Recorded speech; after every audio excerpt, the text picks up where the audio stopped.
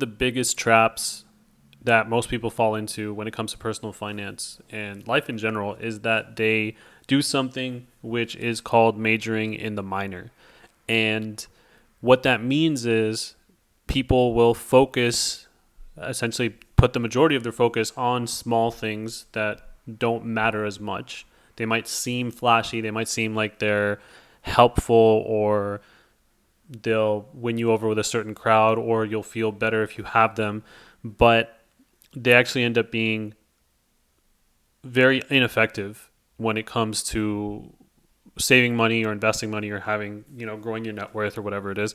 And that phrase, majoring in the minor, is essentially when people focus on the wrong things. They focus on the small things that are not as effective but might look nice, and they ignore the things that will actually drive them toward a goal.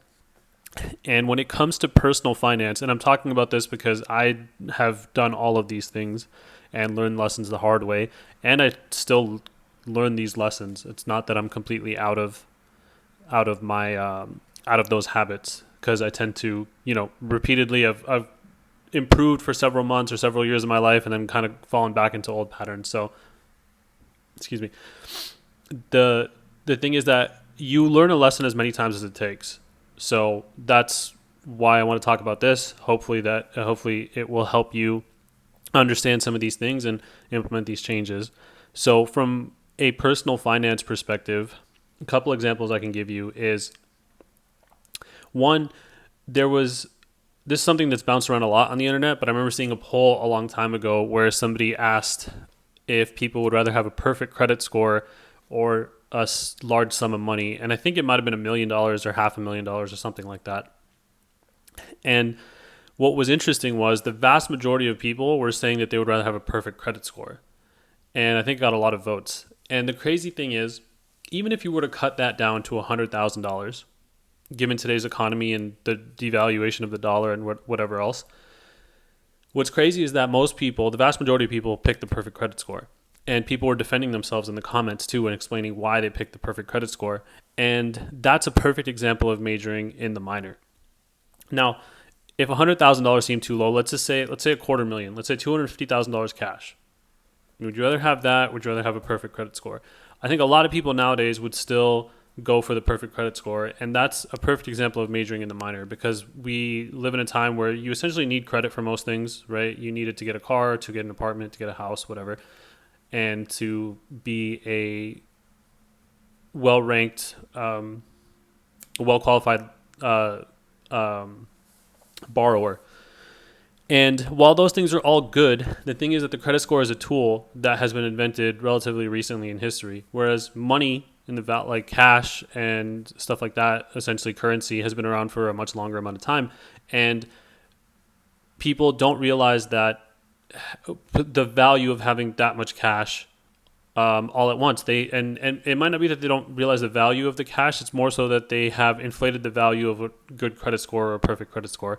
Now, I know that you need a good credit score in modern times, but you could tell that people don't quite understand the value of or they've overinflated the value, because if you back out of that a little bit more, you'll see that, or if you back out of it a little bit more, you'll understand that while the credit score can give you access to a lot of things that you might not have otherwise, the $250,000 immediately sets you up to be in a better position. And people might think, well, with the perfect credit score, I can get access to the same amount of money. And you could to an extent. But the thing is that with that money, you can immediately invest it and get a return on a dividend portfolio of some kind. You could grow the money. You could be essentially financially set for however many years, depending on what your burn rate looks like each month. And it's just a classic example of people overinflating the value of one thing and essentially majoring in the minor. Because a perfect credit score is great, but the thing is that you could have no credit score and have $250,000 and you would be in a much better position. Because at the end of the day, cash talks. So and a perfect example of that is that if you're going to rent an apartment and you don't have a great credit score, a lot of times they'll ask for a bigger deposit, right? Which shows you that cash at the end of the day matters more.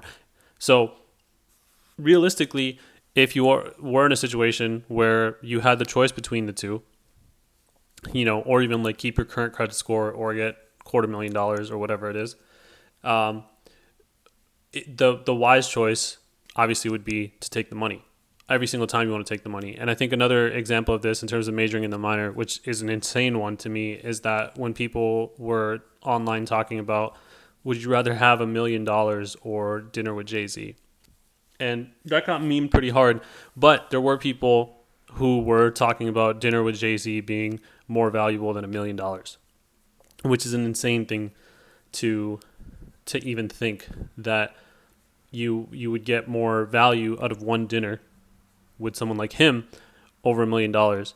And while having a mentor or having someone who can guide you or tell you things can save you a lot of time and pain, I don't think there's anyone on the planet who spending an hour with would be more valuable than having $1 million.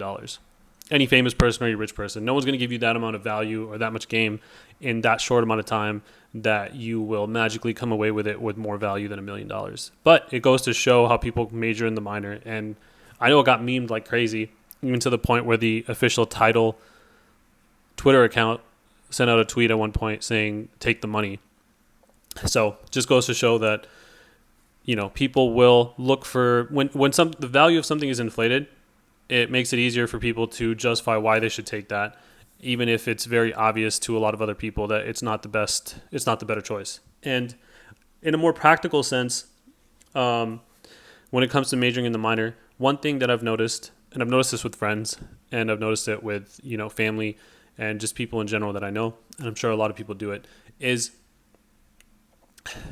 when one of the ways that people kind of major in the minor, or they go for the flashy thing instead of the boring, consistent thing, is when people will look at new cars or look at what they can afford. I've seen a lot of people make really bad decisions. I've done it as well, where they might have a car that's fine, that's good, it's reliable, but they want a new car. And the reality is they just want the new car to get the new car.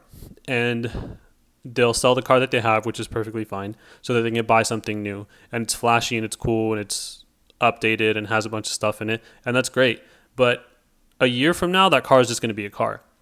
And the majoring in the minor thing where it comes with this is people will, some of the people that I know who've done this, they justified the car by saying that they were going to offset their spending and not go out to lunch every day or not get coffee every day, or they're going to save money somewhere else. And the funny thing about that is maybe 10 years ago, you could offset the cost of a car payment or a lease by not going out to eat and saving money elsewhere on these smaller things. But the reality is, the biggest expense after most people's rent or mortgage is their car payment. And with a car payment, you got to think you also have to pay for insurance. You have to also pay for gas and upkeep and maintenance and whatever else. So a big issue and a big problem that people have in this case, in this instance, is they'll major in the minor. They'll think that I'm going to cut these small expenses here and there, but they don't ever look at the big expense. They don't actually take a hard look at what their life looks like, what their burn rate looks like, and where they can save money and be in a better position overall. And there's nothing wrong with getting a new car, but I think most people do it by extending themselves further than they need to. And that can cause a lot of problems for a lot of people. Whereas realistically, if you have a car that works and it runs and it doesn't have problems, and if it's a little bit older, and it's been well maintained, that car is probably going to last you a long time. And you could put yourself in a position where you think, well, if you don't buy a new car and your current car runs, then you could also hold off on spending, buying lunch every day or buying coffee every day, and then save even more money. And you could get yourself to a point where you can have more money saved up to buy a car in cash sooner, right? A newer car that you want. But if you go out and get a car to please your ego or to just have something nice that you want to show off or whatever it is, maybe you just also like the car, that's well and good. But then if you try to offset by saving a little bit of money here and there, it's kind of a funny predicament that people find themselves in, because it's like, well, you're already spending $500-$600 on this car every month. How much are you really going to save doing this other stuff? Where if you had never made the decision to get that car, you'd be fine right now. You'd be in a much better position right now. And so in that sense, it's like a lot of people don't look at the actual, like what they're actually giving up, and they'll kind of try to offset it, or they'll try to find ways to justify it. And that in essence is, you know, majoring in the minor, where like there's this very obvious thing that would have a bigger impact, but it's not flashy, it's not showy, it's not very attractive for the ego. So people justify doing the big, flashy, attractive thing, and then they, they kind of ignore the more effective things that are boring and require consistency and put you in a better position in the long run. So I think maybe majoring in the minor might not be the best examples for it, but these are the ones that came to mind. But at the end of the day, you know, majoring in the minor essentially means focusing on the smaller things, focusing on things that don't matter and letting them take up a lot of time, and not, you know, heavily scrutinizing what's going to have the biggest impact. And I think that that's a pretty common problem, especially when it comes to personal finance. And I'm kind of in that situation myself right now, and that's why I thought of this. And I've learned to be much more, I'm trying to be much more careful with where the money goes, where it gets spent, what I'm going to do. And it's definitely helping. And I think that a lot of lessons are learned time and time again. You learn the lesson as many times as it takes for it to stick. And I'm learning that lesson again. So I wanted to make this video on that. Don't major in the minor. Don't focus on the small things. Don't let the small flashy things trick you into playing the game wrong. Understand what game you're playing, and then focus on the major things. And more often than not, they're going to be slow. They're going to be boring. They're going to be mundane. But if you take a rational look at any situation, it's pretty easy and clear to see what's the most effective, and what is the thing that will easily seduce you into thinking it's going to improve your life, when in actuality it's not really going to do much. So scrutinize your decisions, be as rational as you can, and focus on the major drivers and the things that are more effective, and don't get caught up in the small details and the small tricks that set you up to essentially work against your own self-interest. I hope that made sense.